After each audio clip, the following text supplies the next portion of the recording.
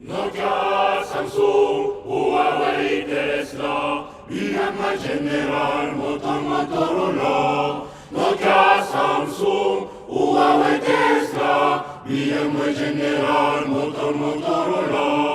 J'appelle, oh les deux, nous avons peur des révolutions.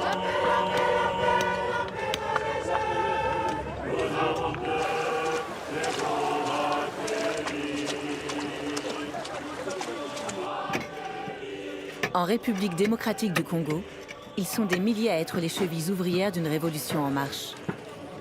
Ils creusent pour trouver un minerai que le marché mondial s'arrache, le cobalt.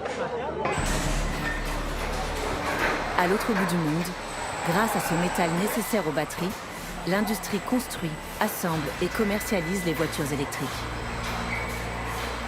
Dans la course contre le changement climatique, le cobalt est une des clés pour rouler sans polluer. Mais à quel prix ?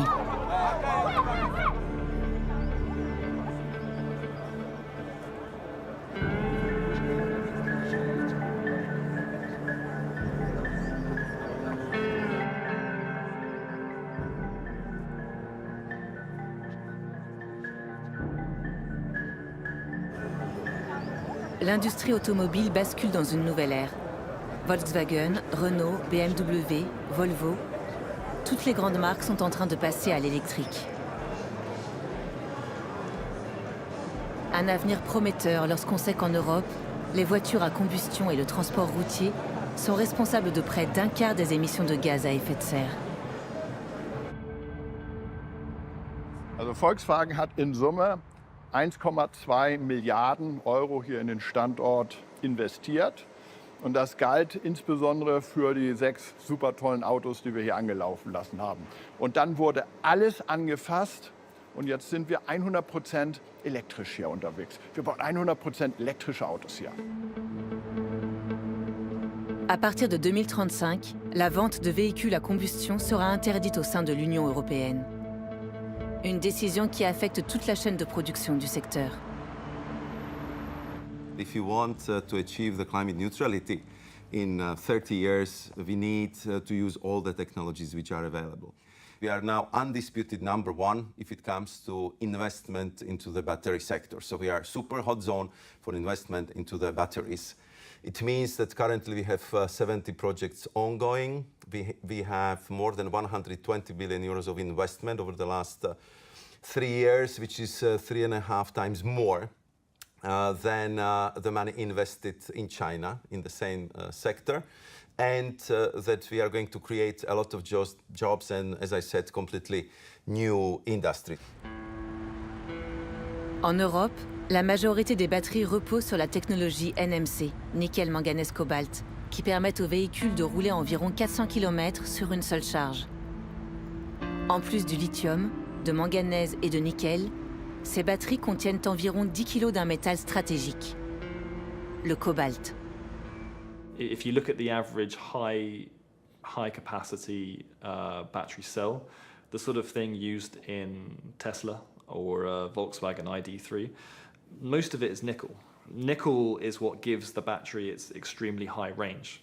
Cobalt's effectively the safety mechanism. So you put a little bit of cobalt in your battery, and that means that you won't have battery fires and your cells will remain stable under extreme duress. The vast majority of cobalt comes from the Democratic Republic of Congo. And that's essentially because there isn't really anywhere else in the world which has the same grades or mineralogy for cobalt as the Congo. There isn't really any other country in the world which can claim to have the same quality of deposits, quality of reserves. It's almost like the Saudi Arabia of cobalt.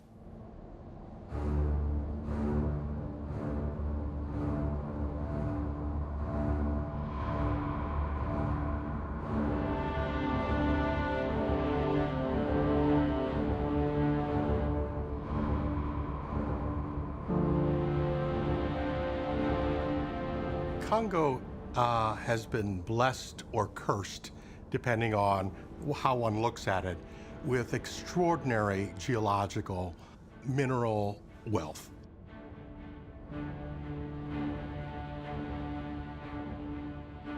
And it's always been strategic, whether it was in the 19th century, rubber, or the middle of the 20th century, uranium, or more recently, the question of strategic critical minerals for the agenda that the international community has adopted, the consensus that we need to move to carbon neutral emissions in the world requires electric vehicles, it requires renewable energy, all of which require strategic minerals coming out of the Congo.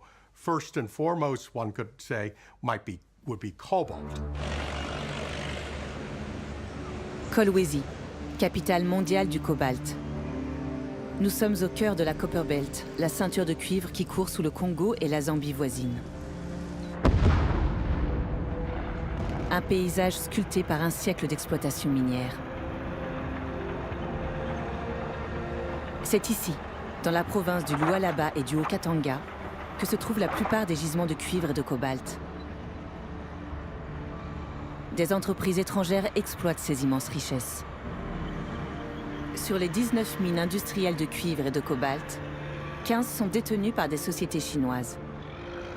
Elles se partagent cette manne avec le géant suisse Glencore, qui détient 2 des mines les plus productives au monde, ou encore avec la société Eurasian Resource Group.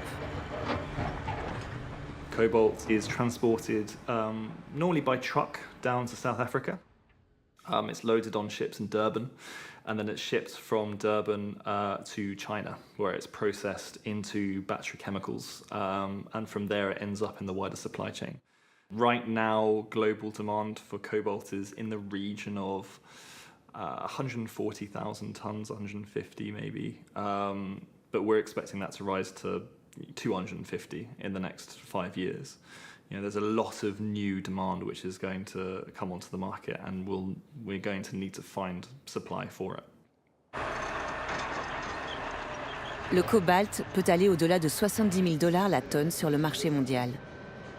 Minerai qui coexiste dans les gisements de cuivre, il a aiguisé l'appétit des sociétés minières depuis l'explosion du marché des batteries il y a 10 ans. Celles-ci ne cessent de grignoter des terres, aux grandes dames des habitants, dont la plupart vivent avec moins de 2 $ par jour.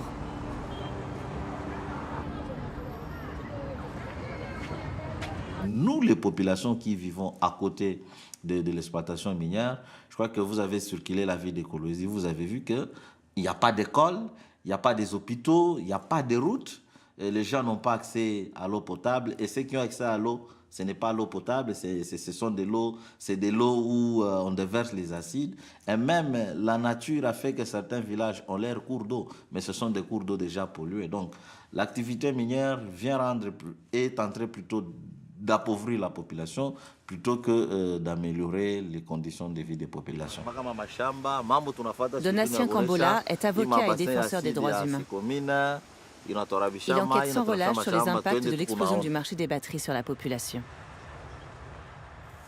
Là, ce sont les installations de la Sicomine, mais vous voyez déjà l'impact parce que de l'autre côté, vous voyez les engins, ce sont les camions qui sont en train de décharger, je les appelle les déchets parce que ce sont les stériles de la mine. Ainsi, ils constituent les montagnes. Il y a 5 ans, ces montagnes-là n'existaient pas. Et pendant la saison sèche comme ça, c'est-à-dire c'est de la poussière qui va quitter ces rejets-là vers de ces côtés. Et quand vous regardez les plantes qui sont autour de nous, c'est vraiment une couche de poussière, une certaine couche de poussière. Ouais. Dans cette zone ici, les gens ne cultivent presque plus. Est-ce que vous pensez que ça doit être lié aux poussières qui sont émises à partir des remblais qui sont là? Il y a la poussière, mais il y a aussi l'eau, la qualité de l'eau de la rivière en face de nous. Il y a là tout, est-ce qu'il y a là tout, mais il y a si du tout. Il y a la biche tout bien couru vite. Il y a la biche tout quoi la biche loin. Ça ça mioko il inafaa déjà 3 ans. 3 ans mais hakuna kitu. Hakuna kitu. Tunaweza kuona kama matona ukitosha kama kuko nani. Hiyo mno. Hiyo kidogo hii. 3 ans. 3 ans. Ipesha kwa ya mnene. Sasa Mungu naishi je? Kama mioko Mungu narima ni unaleta. Sasa tuko naishi tunakata hii fedha manyoki. Tulipeleka kwa soko. ndio tunauza tena chakula ingine ndio tunakula sio. Est-ce que Sikomina anayo mambo? Anayuaka. Maya anaanza kutuma maya shilingi tena maya. Anaanza kuleta tu pole mama tena shimwangake siku naisha bila shanjilo. Bakufelo. Mena mnalomba nini kusikomini? Si hatuna cha kusema, bako kusema Sikomini ndio napasi kwanza asema wale bantu wako naishi je hapa mjini pale. Na mnaleta mwenye si wale bantu wako naishi tu je. Si population aleta. Mie mnaniwa niko dona niko nesha kwa wako kuyenge. Hata kama mnanikatala sema amonake clear. Mitapenda kusema hivi. Depuis turanza kwa kuyenge kule tunendaka tuikalake hapana. Je kwa ba chef bale banakuya banakuaka Kolwezi banonaka ke tunawapeleka kwa mabiro mbalimbali. Muima shiku dossier turilamusha iko mikono ya conseiller wa gouverneur. Sinon njo pale mimi naishia tutaendelea kuitana ku telefone na chefu. Quand une exploitation minière commence, ça signifie que les gens vont perdre leurs espaces pour les champs, il y a les villages qui vont être pollués, il y a un autre mode de vie qui va commencer par rapport à leur mode de vie habituel. Les gens qui allaient en brousse pour chercher un peu de chenilles, des insectes, ils ne vont plus les avoir parce que les insectes vont fuir. Les gens qui allaient pêcher dans une rivière, ils ne vont plus aller parce qu'il suffit que l'eau de la rivière soit en contact avec les déchets miniers pour que les poissons, s'ils ne fuient pas, les poissons carrément disparaissent de la rivière. Et ce genre de conséquences devraient être compensées par une politique clair de la responsabilité sociétale dans le cadre de l'activité minière. Mais là-dessus, je crois que je l'ai déjà dit sans me répéter, que c'est là que l'État congolais est absent, c'est là que les entreprises minières, y compris les consommateurs finaux du cobalt, n'ont pas assez d'attention. Les mines industrielles du Lualaba et du Haut-Katanga produisent 80% du cobalt congolais. Les 20% restants proviennent des mines artisanales. Sous les bâches oranges, des creuseurs travaillent au fond des puits et de tunnels de plusieurs dizaines de mètres de profondeur. Donatien Bila est l'un de ces creuseurs artisanaux.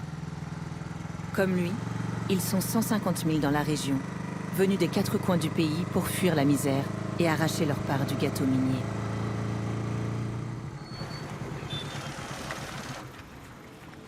Vie compliqué ngana kin na boulot na bando sala bengani ngana musala leba bengani ngana musala de famille réclamer nga koto balibite oko souffrir kuna te na bando futela bandaku ko moyen na futela bandaku ana sale kufi de famille bisinga ke yaka na Kolwezi cobalt ezari ba minerais ali oko se retrouver ndenge na e awa na se retrouver na za creuseur na Kamilombe de première fois na nga agrésage.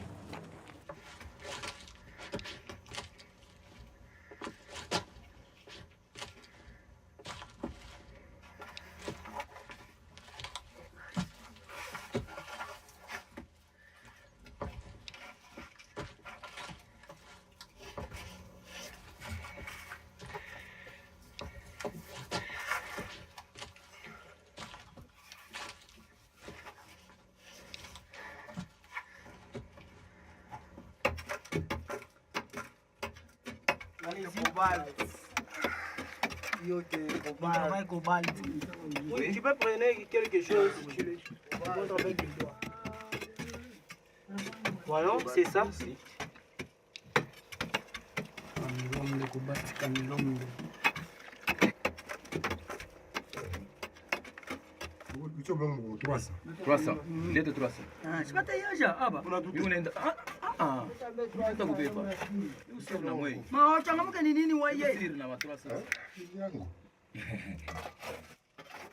Les âges artisanales, les arts au quotidien, les boulot, zokata, la barre de mine. Rekokata, tobimi, basalizer basali, bakokita, bazozo basak, bamatisa likolo. Na peut-être sozo comprendre. Biso to kata to china basak, to étaler ango, etikali, tomati. Basalizer bae, bazui, sac moko bamatisa likolo. Après toke na mai, basokoli yango epa ba mama. Tu foutis bateau maï, tu foutis basalizer et après tu es dans la maison tout est qui. Abanda qui ko banga po satana kufwa. Bala liboso wana seki na tremble basekaki nga mabe. Sekaki nga mabe. Bala liboso wana basekaki nga mabe baseki ngai na tremble. Ti nazo tremble boye mais tellement souffrance na kotikaka. Te maka mwa mbali pona kitaka ebandeli wana azolenga.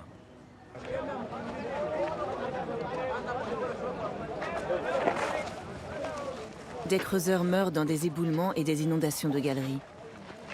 Mais des milliers de familles dépendent des miettes de cobalt que l'État et l'industrie leur permettent d'exploiter sur des terres qui leur appartiennent. Un moyen d'acheter la paix sociale. Depuis 20 ans, le gouvernement tente d'organiser ce secteur en zone d'exploitation légale. La loi les oblige désormais à rejoindre des coopératives. Mais ces structures sont en fait très hiérarchisées et les creuseurs n'ont pas de part ni de voix au chapitre quand il s'agit de la gestion de leurs mines.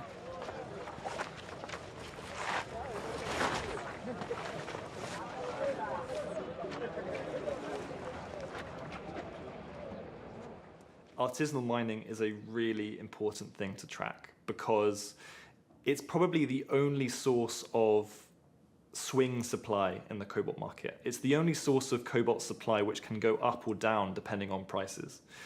The vast majority of cobalt mined today is either a byproduct of copper or a byproduct of nickel. And if you own a massive copper cobalt mine, for example, the vast majority of your money is made on the copper. So if the price of cobalt suddenly shoots up, you're not going to increase your production rates because you care only about the copper. It's great that the price of cobalt's going up and it increases your cobalt value, but you're not going to increase supply to meet that additional demand. You can't because it's a byproduct. The one exception to that, more or less, is artisanal mining.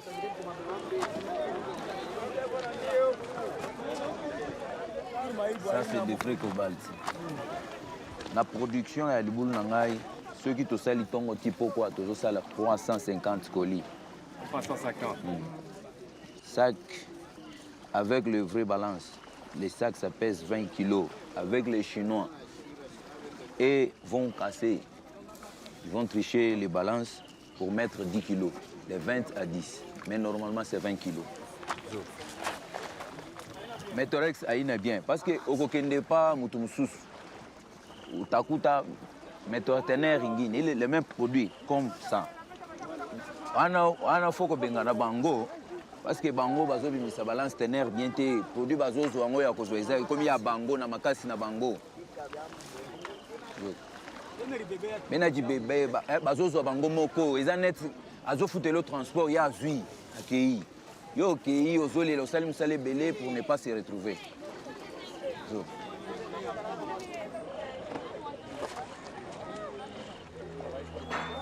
Dans les comptoirs d'achat, les creuseurs vendent principalement à des acheteurs chinois, des entrepreneurs indépendants qui se sont rués vers le Congo. Ils effectuent une première transformation du minerai avant de l'exporter vers les fonderies.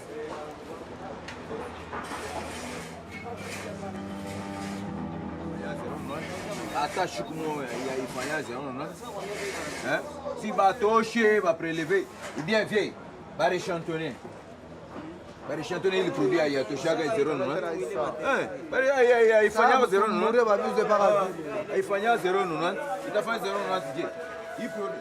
Wacho, combien des années nous avons vu André? Tous se retrouver Kati. Angara il est cajou na tuminga combien de jours? Pika tu machine, yabana pa moya. We pika wewe kumuntu mkubwa. Mambo tu ya mkini shitengele. Pika papa moya tu. Shitengele moseni.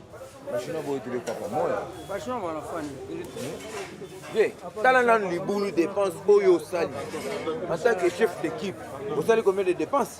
Vous savez la dépense belé. Oh, dépenses à salitaire. Ça dépense. Ya masaka mai tout. Vous savez la dépense nyonso. Après Nasuka, on se retrouver avec les Chinois. Attends. Il est bien.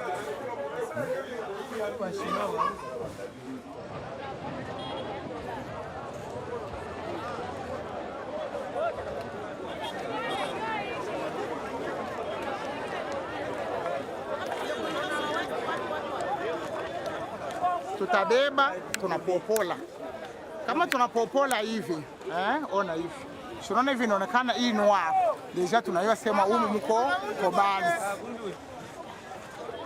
Sio wakati nimetoka, naona kama telefoni tuyue. Tunasikia mpaka vile.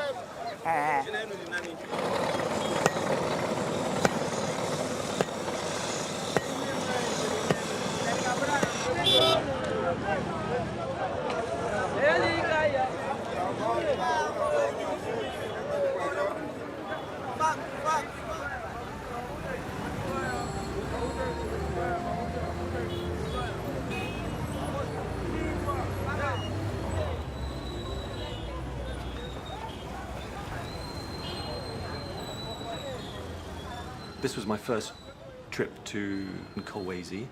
What struck me most was just how the whole city was built around the mining industry, around and on top of these minerals, and just this very, very, very strong feeling that the people living there should be benefiting from this extraordinary wealth, which is generating prosperity for Chinese companies, European companies, American companies, but they're suffering. They're not the ones benefiting from this. This particularly came home in some parts of the city where homes are being demolished to make way for the expansion of industrial mines.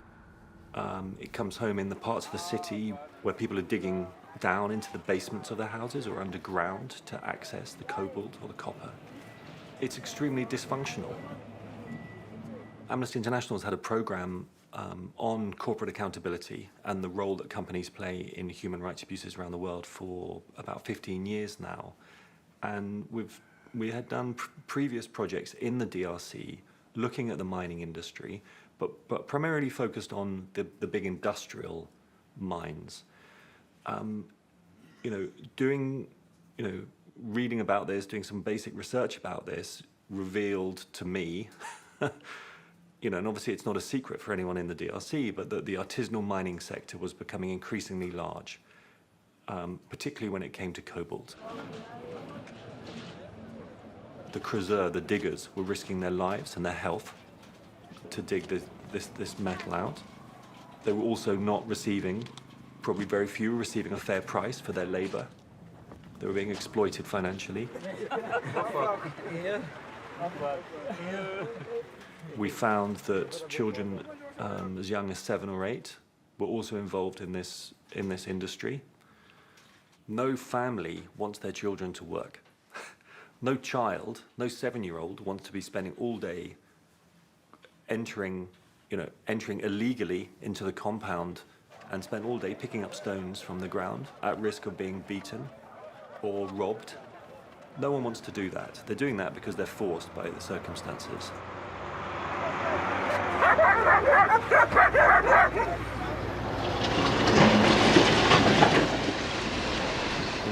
That's how they eat that day. That's how they're able to afford, a small amount for school fees.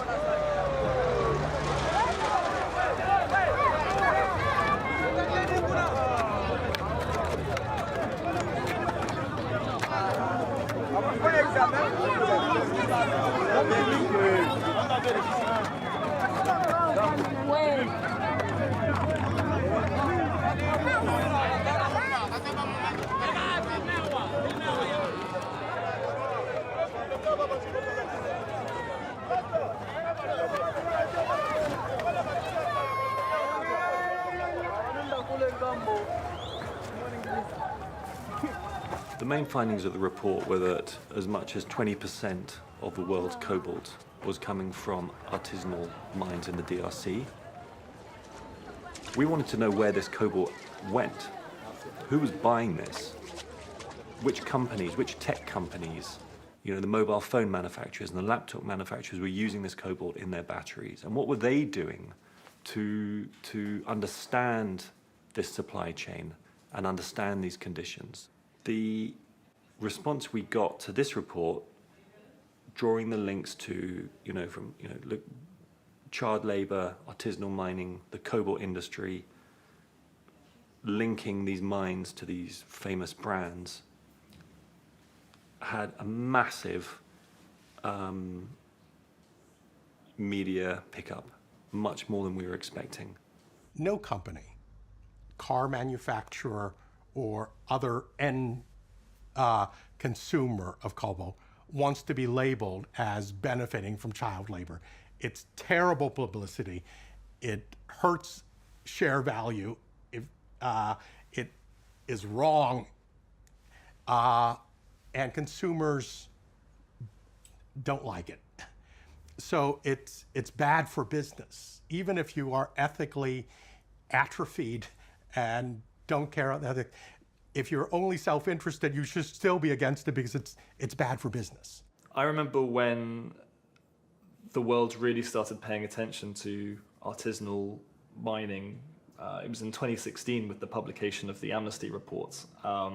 And we had clients who would get in touch with us and they would say, we want non-DRC cobalts. We don't want to source any of our cobalt from the DRC. Le travail des enfants n'est pas le seul problème des constructeurs automobiles.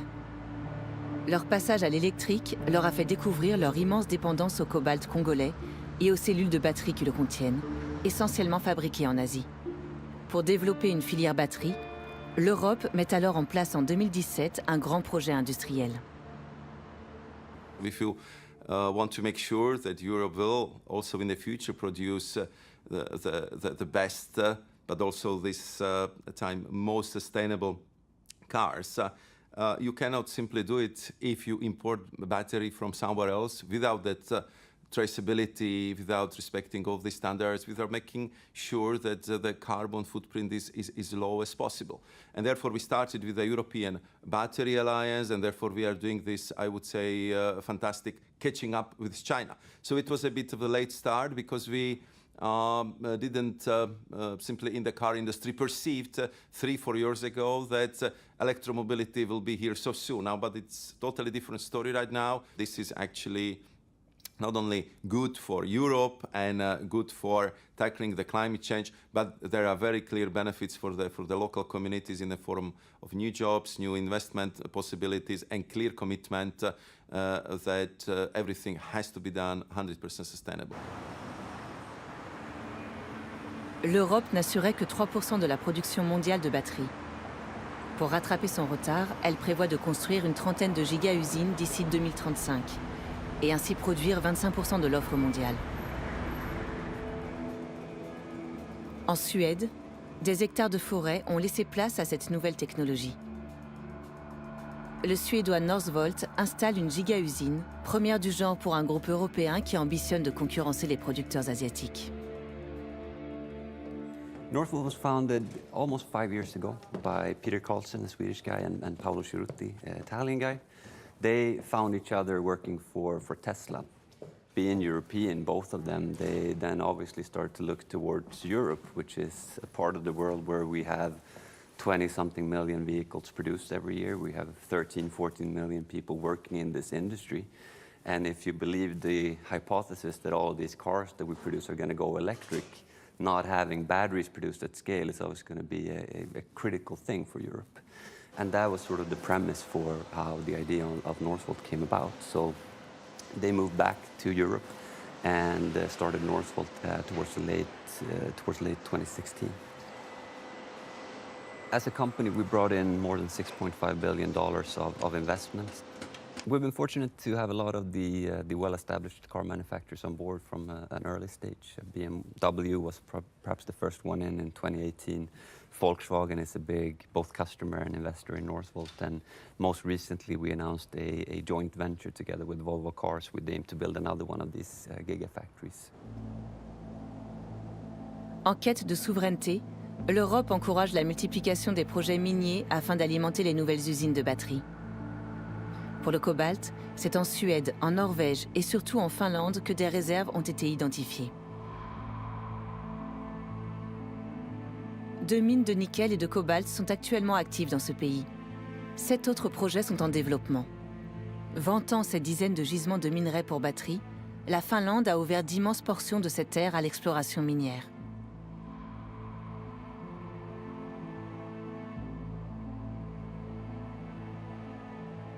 We have just started mine development process in Kuusamo. That area has been thoroughly investigated by a former state company and then another company after that since early 90s. So there's a lot of material that has been drilled from that area, and we have also done some drilling. It's promising. At this moment, the current deposit would do a good, profitable mine. The International Energy Association estimates that we need about 20 times more cobalt to the world market that we have now. No, Finland cannot and will not provide that all. We can provide some of that part, but it's very important for example, a car manufacturer to have possibilities. The traceability is going to be the European answer to the China-dominated production when it comes to cobalt.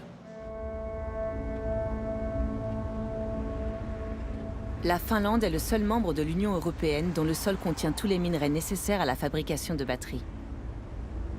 À 300 km du cercle polaire, la société Terrafame a relancé la production de l'ancienne mine de Sotkamo, fermée en 2012 après une fuite d'eau toxique dans les lacs et les rivières de la région. C'est l'État finlandais qui pilote Terrafame aux côtés de Trafigura, un trader de matières premières condamné pour pollution en Afrique. La société finlandaise fournit par ailleurs Renault en nickel pour les batteries de ses véhicules électriques.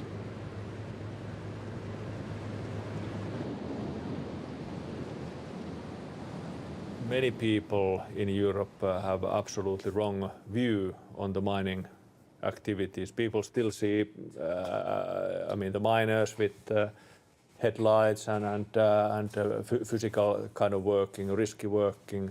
But of course, the modern mining is this is not the picture. What we produce here in Terrafame is the battery chemicals. So it's a nickel sulfate and cobalt sulfate that we produce from the raw materials that we mine ourselves. So we have a mining, bioleaching, and then we produce further into the battery chemicals. If you look at cobalt, the production capacity is 7,400 tons battery-grade cobalt sulfate, again for battery application, and which is roughly for 300,000 electrical vehicles per annum. The contract with Renault, so it covers almost 1/3 of our production capacity. But what is the main thing from our perspective is that now we jointly with Renault are building a supply chain from all the way from mining activities to battery chemicals, cathode materials, battery cells to the car manufacturing that is sustainable. And so we have of course, being in European Union, we have of course a lot of focus that environmental matters are in taken care in a proper manner. Human rights, labor rights are in a good order. La Commission européenne prévoit, elle, d'avoir au moins 30 millions de véhicules électriques sur ses routes d'ici à 2030. Rien que pour le cobalt, il faudrait 10 projets comme Terrafame pour y parvenir. I think the boom in exploration in Europe is certainly a reflection of the higher prices that we have now. They are going to run into the issues of the quality of the reserves. You know, I've seen mining projects which have boasted about having 0.08% cobalt in their ore grade. In the Congo, some cobalt reserves can be as high as like 3 or 4% cobalt. You know, for artisanal sources, certainly. In the Congo, some artisanal mine sites have such high cobalt that you can sort of pick up a rock and it has sort of a slight blue-green tint, and you can tell it contains like 10% cobalt. You're not going to get that anywhere in Europe. Coût d'exploitation élevé, teneur faible, l'Europe ne sera jamais un Eldorado du cobalt.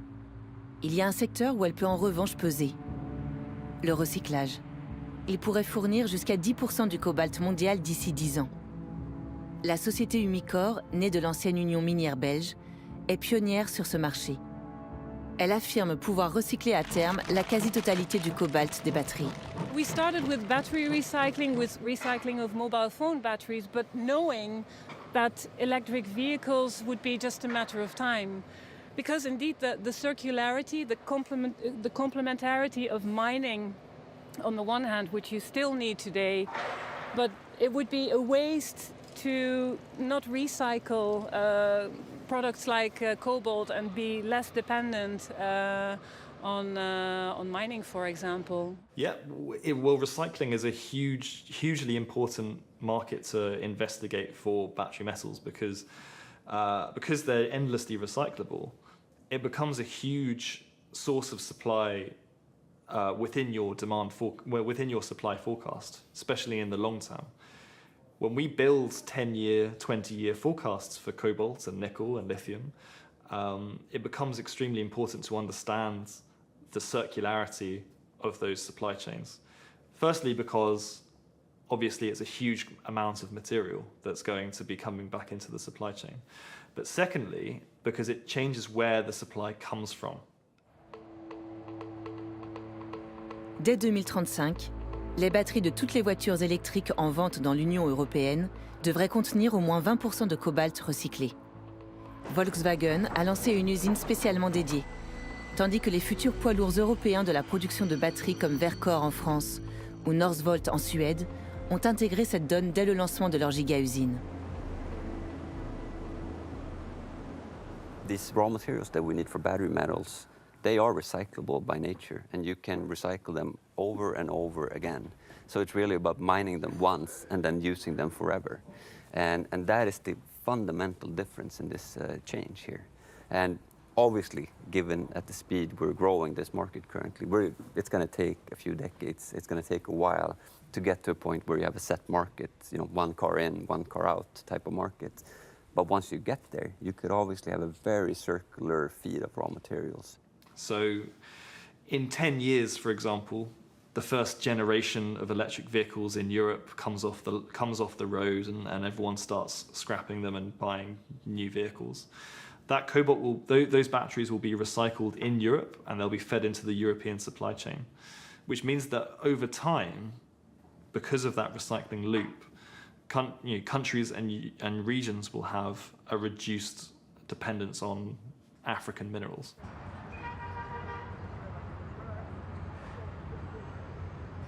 À la suite du rapport d'Amnesty International de 2016, les acteurs du secteur minier ont été contraints d'assainir leur chaîne d'approvisionnement.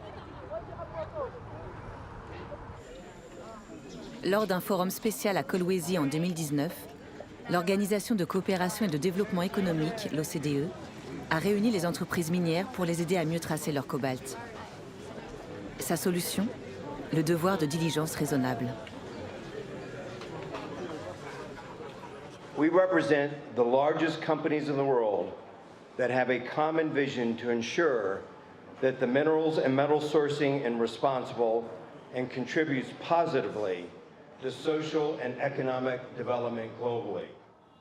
Due diligence is a process whereby companies are supposed to map their supply chains or other business relationships and operations and identify in what ways those business relationships or supply chains might be linked to human rights abuses.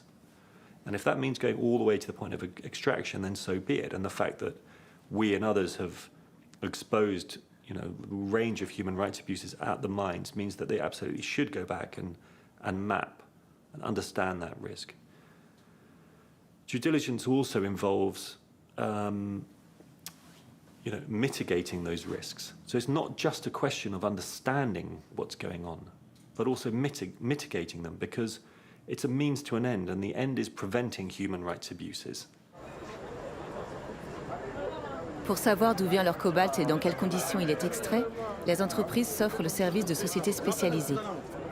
RCS Global en est une. Elle audite des mines industrielles et tente d'établir des programmes de diligence raisonnables dans quelques mines artisanales. For decades, there have been a lot of conversations around how to improve artisanal mining. Not much has actually been achieved in that regard, right? Now, in reality, though, child labor is not the only risk, like I said. The most prevalent risk on ASM sites, so on artisanal and small-scale mining sites, by far is working conditions. At the moment, we're at 8 cobalt ASM sites. That is the target to scale to 12 by the end of next year. You're absolutely right to say that it isn't every artisanal and small-scale mine site, of course, in the Congo. The reason for that is that you have around about 2 million artisanal miners in the country. If I look at the overall program in the DRC, there's around about 33,000 miners that are actually under monitoring from the Better Mining program. If you take all the miners from all the different mine sites into consideration, right? You drive incremental improvement. You cannot in any way improve every single site at the same speed, at the same time. Un des 8 sites miniers de RCS Global coche toutes les cases de la diligence raisonnable. C'est la mine pilote de Kassoulou, en plein centre-ville de Kolwezi. En 2014, Kassoulou est un quartier où un habitant découvre un filon de cobalt. 15 000 creuseurs s'y précipitent. Alors, pour éviter au quartier de s'effondrer, le gouvernement provincial exproprie les habitants, sécurise le site et le clôture pour empêcher les enfants d'entrer. Il cède l'exploitation du site à l'entreprise Wayou Cobalt, qui finance en contrepartie la délocalisation des Kolweziens. La société chinoise laisse alors des coopératives de creuseurs artisanaux faire l'extraction, puis leur achète ensuite leur production. Elle demande à RCS Global d'effectuer la diligence raisonnable sur le site. Une bonne manière pour Wayou Cobalt de redorer son blason. La société avait en effet été épinglée par Amnesty pour avoir acheté du cobalt issu du travail des enfants. À Kassoulou, les creuseurs ne risquent plus leur vie désormais, mais restent à la merci de leurs acheteurs chinois qui fixent le prix d'achat de leurs biens.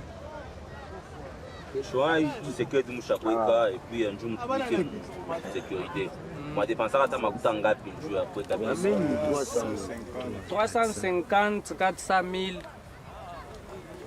donc kimoya hivi kimoya kukipika hivi kisegedi kimoya tupike tushuke chini hivi tunadepensera pra 200,000 francs jo tunadepensera tunapokola tunauza bien mabash manini pour que ne bishuke chini mpaka kabinengera B3. Donc déjà ni 400 et quelques 500,000 njo munatilize kinashuka. Coopérative yana miapuyaka na makutanga. Coopérative akukalake kintu ni mufunani bo ni mayaji paka vile beko mukirima.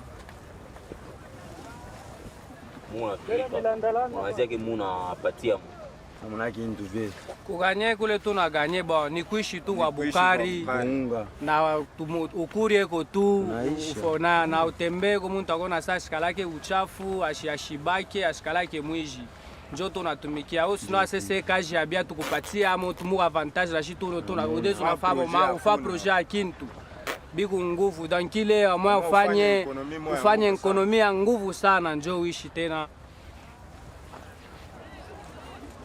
Dans ce nouveau marché de la diligence raisonnable, des entreprises comme RCS Global ont acquis un pouvoir énorme. Mais comment, face à des mines artisanales en mouvement perpétuel et à une chaîne d'approvisionnement complexe, assurer une véritable traçabilité? Wie ich schon gesagt habe, kauft der Volkswagen-Konzern ja selbst kein Kobalt aktuell ein, sondern wir bekommen das Material über die Lieferketten unserer Zelllieferanten.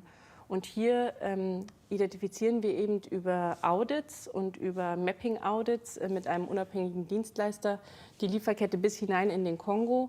Und es ist aktuell eben so, dass wir diese Audits ja nur einmal im Jahr durchführen können und deswegen nie eine 100%ige Sicherheit haben, ob nicht doch zum Beispiel Kleinbergbaumaterial bei uns in den Lieferketten landet. Wenn wir das identifizieren, handeln wir sofort und fordern die Lieferanten auf, diese Quellen nicht mehr zu akzeptieren.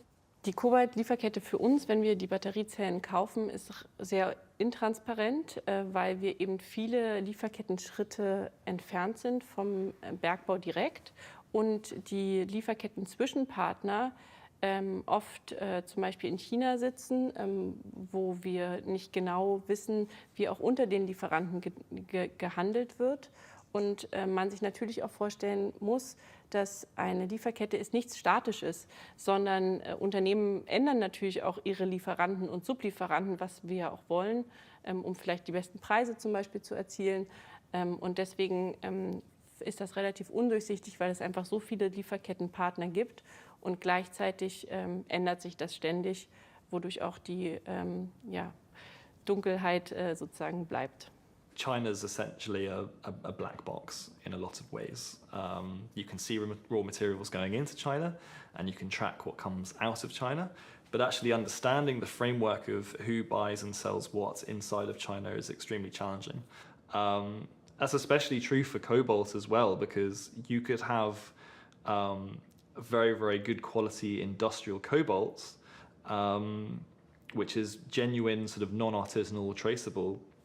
But if it's sold to a refinery in China, which is also purchasing other sources of cobalt, it's very difficult to separate all of those. You have to, if you've signed an agreement with a Chinese refinery, you basically have to take it on faith that they're going to keep those streams separate, and that's a very difficult thing to do. There are different ways in which the downstream companies try to dodge their responsibility. One of those is to hire consultants, expensive consultants, who basically conduct the due diligence themselves, do the reporting, and they're almost at arm's length from the company itself. The other thing that companies do is join industry schemes. So they join up with all the other companies in their sector, and they create a body which does the due diligence for them, or promotes a set of standards which they all sign up to. And then it's just a paper exercise. They can all say, yes, we agree with these standards, we've signed up to these standards. But it doesn't necessarily lead to the change we want to see on the ground. And that's why there is a role for organizations like Amnesty International, but particularly a role for organizations like Donaz in Kolwezi, because you need the voices and the expertise of lawyers and activists and scientists and community members themselves and miners in the DRC understanding what's going on and exposing what's going on, because we've got to see that change there. It's no good just having a fancy report on a website. Le travail des enfants a accaparé l'attention, à juste titre. Il en reste encore des milliers sur les sites artisanaux du Lualaba. Mais de nombreuses ONG estiment que ce phénomène a occulté d'autres problèmes, provoqués par les mines industrielles, que le devoir de diligence peine à contrecarrer. Les déplacements forcés de population sans compensation correcte, la pollution et enfin la corruption. Les entreprises qui sont les dominants dans le secteur automobile ont quand même quelque part une réticence à aborder cette thématique. À titre d'exemple, on a eu des forums où nous abordons justement cette question d'approvisionnement responsable en minerais, organisée par l'organisation, par l'OCDE.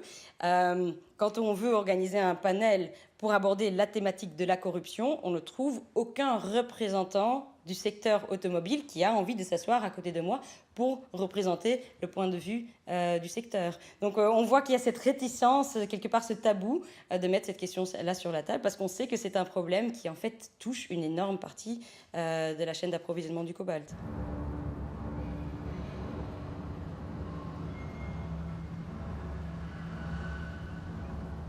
Le pillage des ressources minières congolaises ne date pas d'hier. Durant plus de 60 ans, la Belgique coloniale en a tiré une richesse immense. Après l'indépendance du Congo en 1960, une nouvelle forme de prédation s'installe. Le dictateur Mobutu et ses proches ont puisé des milliards dans les coffres de la Gécamine, l'entreprise minière d'État. Lorsque Laurent Désiré Kabila renverse Mobutu en 1997, le pays en faillite replonge dans la guerre. Après son assassinat, c'est son fils, Joseph Kabila, qui lui succède. Il rétablit la paix et relance le secteur minier pour remplir les caisses de l'État. Mais la Gécamine est en ruine. En 2002, on a constaté tous que la Gécamine était tombée en faillite, comme d'ailleurs l'État congolais était tombé aussi en faillite, sur les plans économiques et sur d'autres plans. Et la Banque mondiale a initié ou a conseillé à l'État congolais de faire des réformes parce qu'on a dit, vous avez les minéraux, mais vous n'avez pas les moyens de rendre les secteurs fiables. Il faut vous ouvrir aux multinationales. Ce qui était une bonne pratique pour nous parce que ça permettait quand même d'une manière à l'État congolais d'être présent dans l'activité minière, mais aussi de tirer des dividendes dans des projets miniers. Les opérateurs miniers qui sont venus, donc les multinationales qui sont venus au Congo, c'est Glencore, c'est Surface Quantum, c'est tous les grands qui sont venus ici. Ils ne sont pas venus pour le développement des populations. Ils sont venus pour faire les affaires. Alors, pour comprendre le secteur du cobalt aujourd'hui, il faut remonter en arrière, il faut regarder comment les entreprises qui sont là aujourd'hui, comment elles ont acquis les concessions minières, notamment les concessions de cobalt. Et là, ce qu'on voit, c'est qu'il y a eu un rôle vraiment déterminant, crucial, d'un homme d'affaires israélien qui s'appelle Dan Gertler, qui en fait a joué un peu le rôle d'intermédiaire entre les multinationales qui cherchaient ces concessions riches en cuivre et en cobalt, d'une part, et de l'autre côté, les politiciens congolais qui avaient quelque part le pouvoir de décision sur l'octroi de ces concessions. Donc, qu'est-ce qui s'est passé dans beaucoup de cas ? La multinationale qui arrive, ça peut être Glencore, ça peut être le groupe Kazakh Eurasian Resource Group. Ils veulent obtenir ces concessions. Ces concessions appartiennent à l'entreprise de l'État, la Gécamine. Mais plutôt que de faire un contrat direct avec l'entreprise de l'État, et plutôt que de faire, par exemple, un appel d'offres qui permettrait de sélectionner le meilleur investisseur et d'obtenir le meilleur contrat, qu'est-ce qui s'est passé ? L'entreprise de l'État a plutôt fait des contrats, ce qu'on appelle de gré à gré, donc des contrats directement avec cet homme d'affaires israélien très connecté à Joseph Kabila, très proche à l'ex-président de la RDC, et a vendu ses concessions à très bas prix. Dès sa prise de pouvoir en 2001, Joseph Kabila fait de Dan Gertler son homme de confiance. Arrivé au Congo avec de l'argent frais, à un moment où le pays en manquait cruellement, Gertler devient le sésame des entreprises occidentales pour accéder à Kabila. En 2007, le leader mondial de négoce de matières premières Glencore fait appel à lui afin d'acquérir les meilleurs gisements. Ils deviennent coactionnaires de Mutanda Mining, la plus grande mine de cobalt du monde. Glencore va aussi avancer des millions de dollars à Gertler en échange de son intervention auprès de Kinshasa pour un autre contrat minier. Une fois révélée dans la presse, cette transaction attire l'attention des autorités américaines. Elle soupçonne l'homme d'affaires d'avoir corrompu le régime Kabila dans de nombreux projets, dont certains impliquent même un fonds d'investissement américain. Au total, les ONG estiment que l'État congolais aurait perdu plus de 1 milliard de dollars dans ces transactions. Les ennuis commencent alors pour Gertler. And so, as a result of this, he was placed under the sanctions, and other actors were also placed, certain high officers of the Kabila regime, and others as well. But certainly he is was the largest target in terms of value of the assets he controlled. Pour revenir dans le jeu congolais, les États-Unis visent Dan Gertler afin de pousser Kabila vers la sortie. Ils poursuivent également Glencore, qui fait aussi l'objet d'une enquête au Royaume-Uni et en Suisse. En 2022, Glencore a annoncé provisionner 1,5 milliard de dollars pour régler ses affaires avec la justice.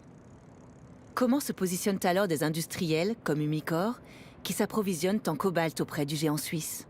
If there is a conviction, we would need to assess what is happening. We will do our own assessment as well. If a judge finds that a party is guilty, we will look into it and then make our decision, of course. Yeah, based on the legal outcome.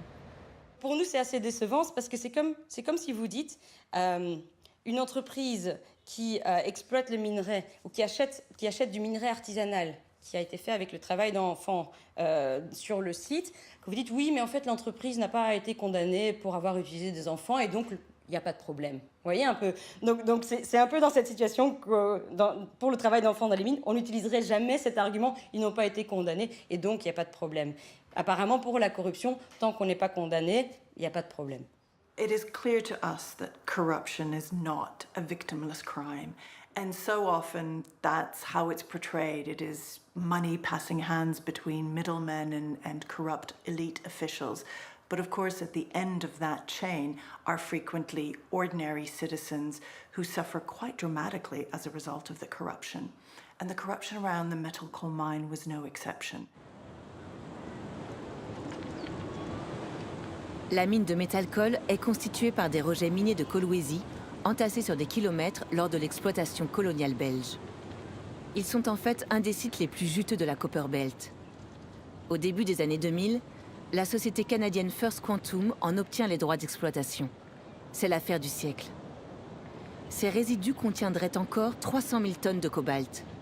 Cela fait du cobalt pour une valeur de 20 milliards de dollars. Mais soudainement, le régime Kabila retire la licence minière à First Quantum. We now know from court documents and court records what happened. And what occurred is that the mining license had been stripped through the assistance of a company owned by Dan Gertler, who saw this as a very profitable mine. He held it for a short period of time and then flipped it to a large multinational mining company, then called Eurasian Natural Resources Corporation, today called Eurasian Resources Group, or ERG. And that company owns the mine today, but we know through court records it was a mine that was corrupted away by Dan Gertler, bribing Congolese officials, including Congolese judges, in order to obtain the mining permit. Et donc, du jour au lendemain, en fait, les employés qui étaient là, plusieurs centaines d'employés qui étaient là en train de construire ce site et construire, en fait, voilà, le nouveau centre de traitement des rejets de Kolwezi, tout à coup, ils perdent leur emploi. Le groupe kazakh Eurasian Resource Group, via sa filiale Metalcoal, finit la construction de l'usine et exploite le site. Malgré les engagements de Metalcoal, les 700 employés licenciés par First Quantum ne seront ni réembauchés ni indemnisés. Mais c'est du sable ici, Papa Jeannot. Ce n'est pas du sable, c'est le rejet. C'est le rejet des minéraux. Oui, oui, c'est du minerai. Oui, ça brille. Hein? Waouh.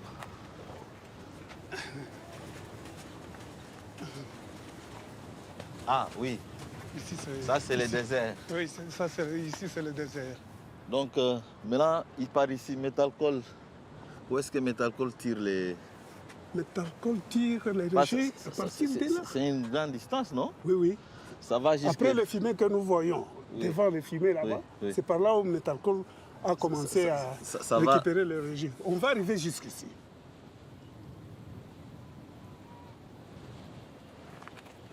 Les projets comme le projet de Metalcoal, c'est un projet qui n'est pas assez éthique pour nous. Voilà pourquoi nous avons voulu faire un recours judiciaire. C'est un appel à la conscience collective, c'est-à-dire de toutes les parties prenantes, aux consommateurs finaux, aux ONG internationales, aux multinationales, de comprendre que on ne peut pas se contenter de consommer, d'exploiter et de consommer le cobalt sans regarder les trains de vie des populations qui participent à l'extraction de ces minéraux-là. J'espère qu'à travers cette cause, à travers cet engagement, nous aurons sensibilisé tous les autres parties prenantes sur les vrais problèmes qui gangrènent les secteurs du cuivre et du cobalt, plutôt que de se focaliser sur la question de l'enfant dans les mines. Je nie pas que c'est un problème, mais ce n'est pas le plus grand problème du secteur. Hapa shughuli tribunal. Munachunga nini? Arranger le dossier. Sasa ni watatukumbuka ile makosa yetu ya. Arranger ni kusema nini? Kutengenesha. Kutengeneza ndio seni. Ni namna yako hii kutengeneza seni. Unatafuta nini? Mimi natafuta makuta yangu ile barikataka ku dossier yangu. Ile makuta barikatalaka chimi jinga ule baturipe makuta yetu diku wanaanza kutulipa na 600 francs. Ile 600,000 wanaanza kutukabri. Eske ndio wanalipaka pension ya mtu. Kajiranzo nileta makuta kuripia kwa batoto ku masomo, mi mwenyewe hospital, mi shina na hospital. Seke ni mangaiko ya nguvu. Iraanza kunisaidia ako na kupeleka ko dimu kumisa. Mimi nashindwa na kupeleka dimu. tapata kazi wapi? Mi sina. Lakini banakuwa kutusimamisha na kutuacha mumpepo sa bantu bamoya abakupitaki hata kuile kazi. Imeacha mumpepo ndio useni. Banetuacha mumpepo, c'est-à-dire banetuona bule. Maintenant ile tuko na chunga hapa sasa ni hii procès iko ku tribunal. Hii procès ndio tuko na chunga, twende nayo tufike nayo kumwisho juu entreprise reconnaître ile défaut litufanya itupatie fedha. Moi je sais que ce qu'on est en train de produire là-bas, ça donne quelque chose pour s'enrichir. Mais nous qui avons construit cette usine-là, nous sommes des pauvres. C'est malheureux vraiment. Il faut cultiver les champs avec tes enfants. Et le moment de récolter, vous prenez les enfants des voisins et vous privez vos propres enfants. C'est ce qu'il y a eu à cette époque-là quand on travaillait. On avait accès aux soins médicaux. On gagnait les salaires pour payer, pour scolariser les enfants. Mais d'un coup, là, quand il y a eu arrêt des travaux, et ma fille a souffert. Quand elle a souffert, alors j'ai fait par tous les moyens pour aller à l'hôpital, là où on se soignait. Là. On a refusé. Vous n'avez pas le droit de venir ici. Alors en cours de route, elle a succombé. Et les garçons, même après une année. La fille, elle est là.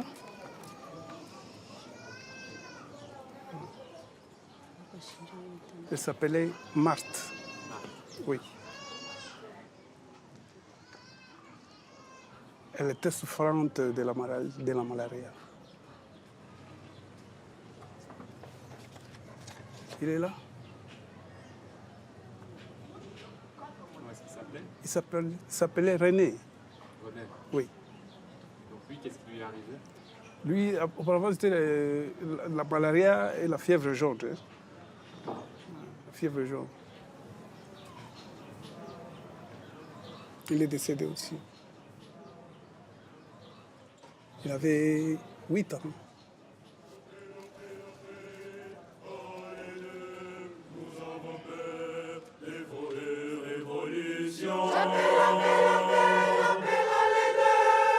Nous avons peur de vos batteries. Bienvenue effectivement dans notre programme de la radio-télévision Manica. On va parler écosystème. Quel impact de l'extraction minière sur la population environnante. Et donc, on a reçu le professeur Banza, toxicologue et professeur à l'Université de Lubumbashi. Professeur, dites-nous d'abord à quoi consistait votre mission ici à Kolwezi. Nous avons commencé au départ par l'évaluation du niveau de contamination des écosystèmes des populations, c'est-à-dire quels sont les niveaux de contamination des cours d'eau, les niveaux de contamination des poissons qui sont consommés justement, et donc qui sont dans les cours d'eau qui sont contaminés et qui affectent aussi les consommateurs, les niveaux de contamination humaine à partir de la consommation des poissons, à partir de l'inhalation des poussières et à partir de la contamination de l'environnement dans lequel nous sommes en train de vivre. Le professeur Célestin Banza enquête depuis 15 ans aux côtés des ONG pour dénoncer l'impact environnemental et sanitaire de l'exploitation minière au Congo. Un domaine où les entreprises pollueuses appliquent une diligence raisonnable bien incomplète. Alors, c'est à partir d'ici que les acides ont coulé jusque là en bas, hein, vers la rivière Lule. Et la rivière Lule se jette dans le fleuve Congo au niveau du village 7. Et les gens qui vivent là à côté, ils vont vous dire que la nuit, hein, il y a l'odeur, ils sentent l'odeur de l'acide. Quelle est l'entreprise qui est à la base de ces désastres écologiques? C'est d'abord l'entreprise KCC qui appartient à Glencore. Comme vous pouvez voir, c'est pas loin. On voit les installations. Cette mousse ici, c'est la chaux. Hein? Quand ils voient que le bassin est plein, ils ouvrent cette canalisation. C'est ce qui cause le changement de la couleur d'eau, mais aussi de la mousse qui provient de la chaux, qui sont en train de verser dans le bassin. quand ils mettent pour diminuer l'acidité et maintenir le pH au-dessus de 7. Mais je ne pense pas qu'ils aient résolu le problème parce que les métaux toxiques, l'acide persiste. On voyait l'aspect de l'eau et même les sols, les bouts de sédimentation. Donc la couleur montre qu'il y a encore un problème très sérieux de pollution. Et donc le problème il est très très important. D'autant plus que cette rivière se déverse dans le fleuve Congo. C'est l'un des fleuves les plus importants de l'Afrique. Il alimente pratiquement une grande partie de notre pays. En tout cas, avec les autorités que nous avons, même ici au niveau de la province, quand vous leur parlez de ça, c'est même des fois quand nous demandons les audiences pour plaider la cause, pour vous recevoir, c'est un problème. Mais si c'est l'entreprise, on la reçoit sans problème. Pourquoi? Parce que l'entreprise va donner quelque chose. Et alors, pour que le gouvernement puisse financer ou soutenir les actions que les différentes ONGD font sur place, c'est très, très, très difficile. Sous la pression des ONG, Glencore a finalement reconnu les fuites d'acide sulfurique. Mais elle a démenti tout impact sur les étangs alentours. Paradoxalement, l'entreprise a commencé à indemniser des victimes et à entamer la réhabilitation des bassins piscicoles. Le professeur Banza et son équipe ont démontré en 2008 des taux de cobalt très élevés dans le sang et les urines des creuseurs de Kolwezi. Leur article publié par le prestigieux groupe Nature a montré des modifications de l'ADN des enfants exposés aux poussières de minerais. Un indice de risque élevé de cancer pour l'avenir. Aujourd'hui, il effectue des tests sur une centaine de creuseurs dans les puits. Ils sont exposés à du radon, un gaz radioactif et cancérigène émis depuis l'uranium présent dans la roche.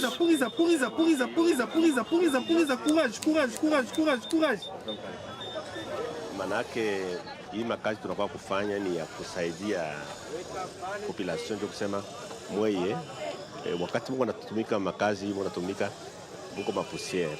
Sasa ile mapusiere iko naingia mu mapumo. Wakati inaingia mu mapumo inaleta kikozi, magonjwa kwa chana ya mapumo. Bon, hii ya nani ya pumo? Ya pumo maana yake ya pumo ni paka leo hii unaiona ma resulta. Inachana na ya mikoyo na damu inapenza paka tuende Lubumbashi njo kwa maana tuko na njika na nani na jina na matelefoni. Si on ne gère pas correctement la pollution telle que c'est fait actuellement, ça sera un problème. Ça sera un problème parce que les rivières sont pratiquement détruites. La plupart des rivières de la province du Grand Katanga, par exemple, du Grand Katanga, sont déjà affectées par la pollution. Et pas seulement ici au Katanga, nous avons vu ça au Kivu, c'est la même chose, et presque à travers tout le pays, là où il y a l'extraction des ressources minérales, il y a ce problème-là. Et donc, c'est réellement, si on ne fait pas attention, le pays risque d'être un scandale à la fois écologique et toxicologique.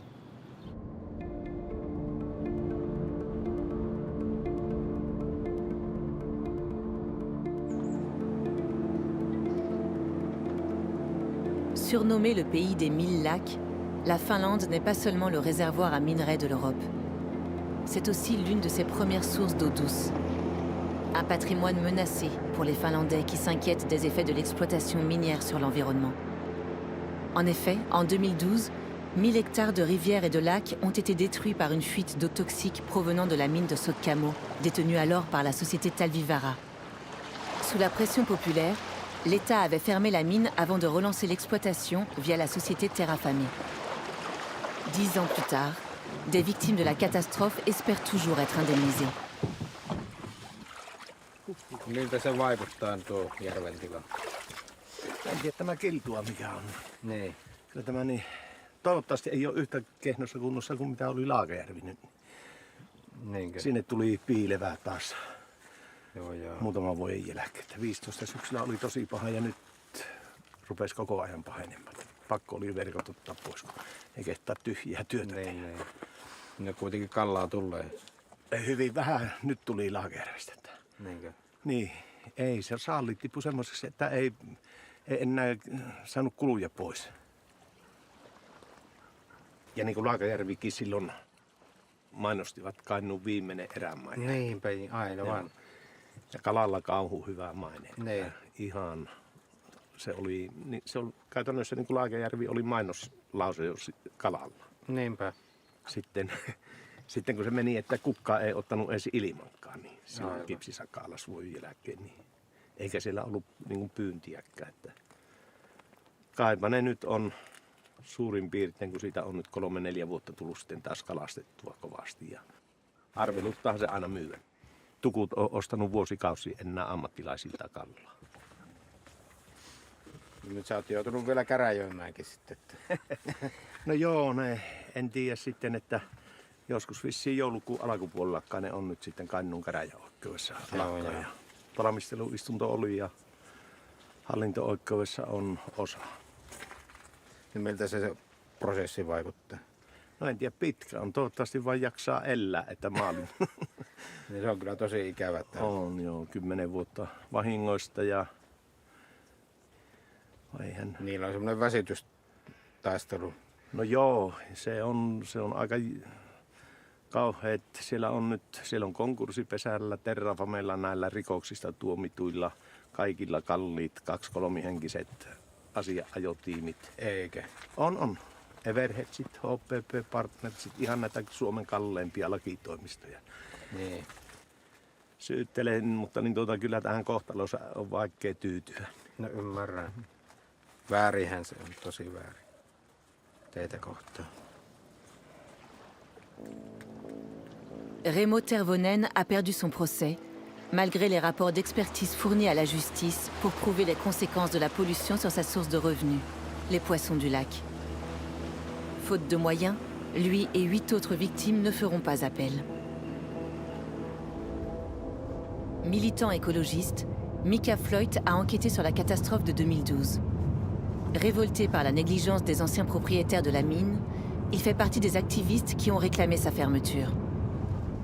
We were concerned about the Terrafame. At that time it was called Talvivaara mine. We were concerned about its impact to the waters. And they stated that it's a bioleaching and the most environmental friendly mine in the world. And they don't release any wastewater, etc. Those were the marketing lines to the local politicians and regional politicians and people, that why they should support this huge mine.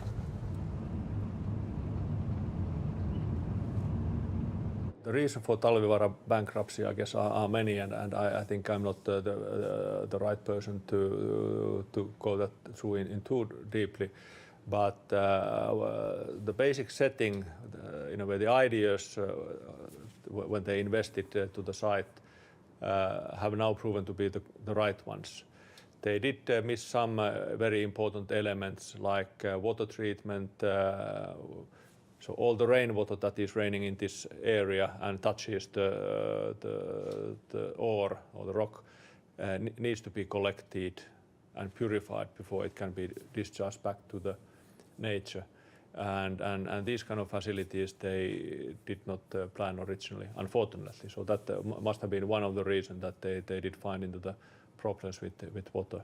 And the first thing we did was that we built a central water treatment plant. This is a known best available technology, central water treatment plant, as well as then a discharge pipeline from the central water treatment plant all the way to the big water ways, and we started to purify the water so that we can, when it's raining heavily, it doesn't impact, it doesn't in a way disturb the production. We purify the water and release it.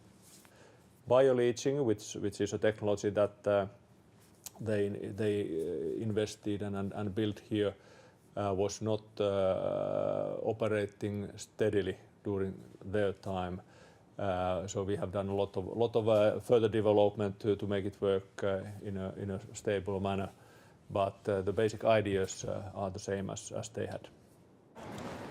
Mika Floyd se méfie du discours de l'industrie, tout comme Jari Natunen, géochimiste et président de l'association Mining Watch Finland.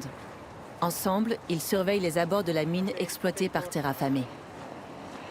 se vahtoa, että siinä on niin kuin kalkkia siinä käytetty näiden metallien saastamiseen. Joo. Niin se vahtoo sen takia. Ja tässä oli iso vuoto.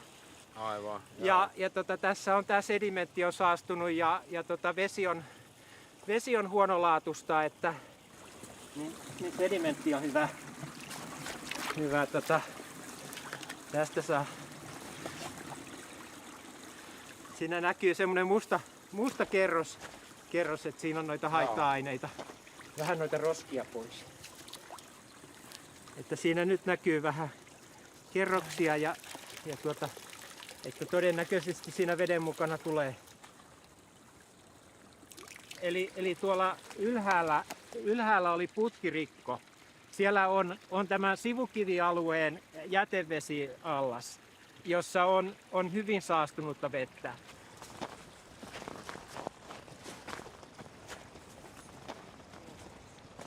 Et sitten ne sanoo, että se on humusaineita, mutta tässä purossa niin siinä on aina nikkeli yli ympäristölaatunormin. Ja todennäköisesti kadmium on kanssa, että ne on moninkertaisia sitä, mitä saisi luontoon laskea. La présence de métaux lourds est confirmée par des analyses officielles connues de Terrafame. La société reconnaît qu'une fuite a bien eu lieu en 2020, pollution qu'elle dit avoir résolue. Quant aux concentrations relevées aujourd'hui par Jari Natunen, Terrafame estime qu'elles sont d'origine naturelle. Le biochimiste reste sceptique.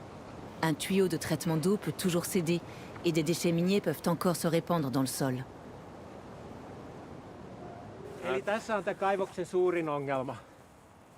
Eli tämä jätekivi ja sivukivi. Ja sivukivessä on 9% rikkiä. Ja se rikki reagoi veden ja ilman kanssa. Että jos meillä on tonni sitä sivukiveä, niin sitä kohden, kun se reagoi veden ja ilman kanssa, syntyy 300 kiloa väkevää rikkihappoa. Ja se jatkuu tuhansia vuosia niin kauan kuin sitä kiveä on siellä. Ja tässä kaivoksen kannattajat sanoo, että ei saa olla nimby, not in my backyard, ei mun takapihalle. Niin mä nyt haluaisin kysyä, että kuka haluaa takapihalleen 300 kiloa tämmöisen ongelmajätekaatopaikan, joka sitten tuhoaisi sitä ympäristöä ja saastuttaa sen, että se nyt on vaan laitonta ja sellaista ei saisi tehdä. Näinpä. Ja sitten jos me ajatellaan tätä sähköautoa, kobolttia ja nikkeliä, niin se tarkoittaa sitä, että täällä joka vuosi yhtä sähköauton akun nikkelimäärää kohden syntyy 50 tonnia tätä vaarallista jätettä. 50 tonnia yhtä sähköauton akun nikkelimäärää kohden. Ja haluaisiko se autonostaja tämän ongelmajätteen niin kuin sitten takapihalleen sen auton kanssa? Dans le sud-est de la Finlande, près du lac Saimaa, le plus grand lac du pays, 10 permis de prospection minière ont été délivrés en moins de 2 ans. Les habitants s'inquiètent pour l'avenir de leur région très touristique et de ses nombreuses zones naturelles classées Natura 2000. Ja sitten mitä tapahtuu järvelle, jolla on tämmöinen kohtalo? Niin, täällä ei pysty elämään enää mikään laji. Ja se kierto loppuu, koska kaikki painuu sinne pohjaan. Niin, aivan. Tänne on nyt nämä saostuneet ainekset laskeutunut tuonne pohjaan ja kirkastanut veden. Ja se, että miksi tekee joku paikka valkoisen, niin epäilen vaan, että se on joku myrkkyvaikutus sitten. Joo.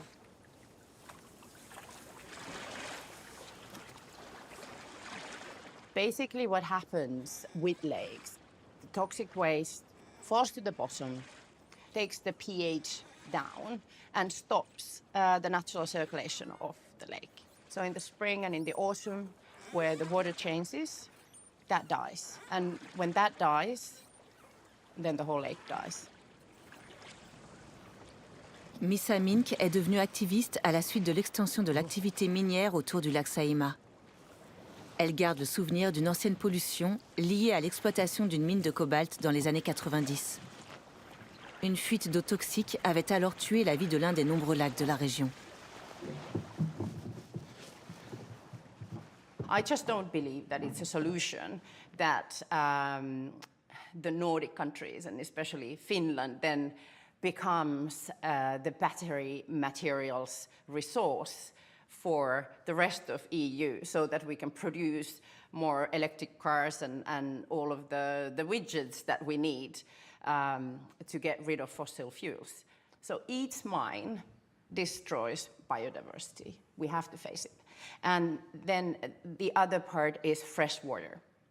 So there needs to be much bigger thought put into this and a long-term strategy. You know, how are the humans going to survive on this planet? We are going to need fresh water. And Finland has more fresh water resources than probably any other country in Europe. Ei Suomessa ole yhtään suljetun kierron kaivosta. Jos se lähtökohta kaivoksille on se, että edes osa niistä myrkyistä lasketaan meidän vesistöihin, niin sitten voidaan miettiä, että miltä tämä maa näyttää 100 tai 200 vuoden päästä. Et nythän ennustetaan, että näiden akkumateriaalien kysynnän pitää 30-kertaistua vuoteen 2040 mennessä, jos me halutaan päästä Pariisin sopimuksen mukaisiin päästötavoitteisiin. Niin se on aika hurja luku. Et Suomessa on tällä hetkellä 9 metallimalmikaivosta, niin sitä voi ihan lyhyellä matikalla siitä laskea, että miltä se sitten näyttää vuonna 2040, jos meistä tulee Euroopan malmiaitta. EU haluaa vähentää riippuvuutta Kongosta tuodusta ja Kiinasta tuoduista materiaalivirroista, mikä on tietysti ihan oikein, koska toki siellä se tilanne on vielä pahempi varmasti niin kuin vastuullisuuden suhteen. Ja tämä oli se syy, miksi me pantiin vireille sitten kaivostoiminnalle rajat lakialoite. Suuri kiitos siitä. Ja viime yönä päästiin siihen 50 000 rajaan. Eli tämä lakialoite tullaan käsittelemään eduskunnassa. Jee! Itke meidän järvi, itke meidän järvi, itke meidän itkettäessä, itke meidän itkettäessä. Luulet kuuksi vietäväksi, luulet kuuksi vietäväksi, päiväksi otettavaksi, päiväksi otettavaksi. Itke meidän järvi, itke meidän järvi, itke meidän itkettäessä, itke meidän itkettäessä. Kyllä kaivos vuotaa. It's in the interest of the planet for people to be driving electric vehicles. If you're going to get a car, well, I would say get a bike. But if you want to get a car, get an electric car rather than a diesel or petrol-powered one in the interest of the planet and future generations. That's fine, but if you do that, ask the car maker, what goes into your battery? What are you doing to make sure that the mining that pulls out the metals that goes into that battery, what are you doing to make sure that's not harmful, that that's not harming the people of the DRC or other countries where this mining takes place? Au Congo, le nouveau président Félix Tshisekedi a succédé à Kabila en 2018. Il a promis la renégociation des contrats miniers, mais le processus s'éternise et la population ne bénéficie toujours pas des richesses de son propre pays. En attendant, les minerais congolais et ceux du monde entier vont continuer à nourrir les centaines de millions de voitures électriques prévues sur nos routes. Mais partout sur la planète, des voix s'élèvent.